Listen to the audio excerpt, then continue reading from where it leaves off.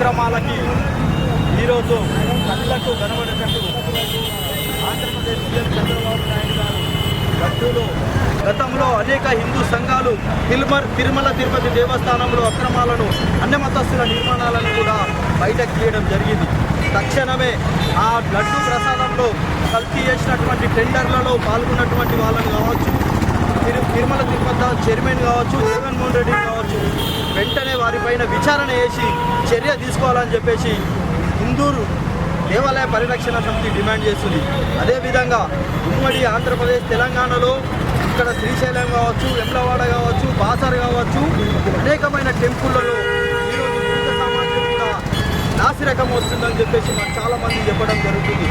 తక్షణమే వాటిపైన దృష్టి పెట్టి, ఎండోమెంట్ దృష్టి పెట్టి, వారు ఏ రకంగా అయితే నాసిరకం వస్తుందో ఆ వెంటనే తొలగించి పరమ పవిత్రమైన దేవస్థానాలలో నాసిరకం కాకుండా జెన్యూన్గా ఏదైతే ఉంటుందో వాళ్ళనే టెండర్లను పిలిచి వాళ్ళ తప్ప ఏర్పరచాలని చెప్పేసి మేము డిమాండ్ చేయడం జరుగుతుంది.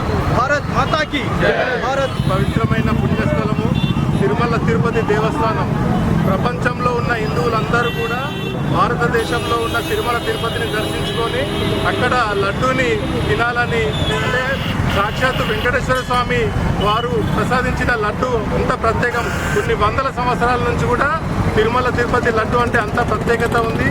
అట్లాంటి ప్రత్యేకత ఉన్న లడ్డూని గత ప్రభుత్వంలో సీఎం జగన్మోహన్ రెడ్డి కావచ్చు, అక్కడ ఉన్న టీటీడీ చైర్మన్ కావచ్చు, అదే లడ్డూని విషపూరితం చేసి దేశంలో ఉన్న హిందువులందరి మనోభావాలు దెబ్బతీసే విధంగా ప్రయత్నం చేసినందుకు ఇప్పుడున్న ప్రభుత్వము, కేంద్ర ప్రభుత్వము అందరూ కూడా కలిసి జగన్మోహన్ రెడ్డిని, ఆ టీటీడీ చైర్మన్ని ఉరిదీయాల కఠినంగా శిక్షించి రేపు ఇంకొకరు ఈ విధంగా హిందువులపైన కానీ దేవాలయాలపైన కానీ అక్రమం చేయకుండా వాళ్ళకు తగిన బుద్ధి చెప్పాలని కూడా ఎంతో బాధకు గురవుతున్నారు.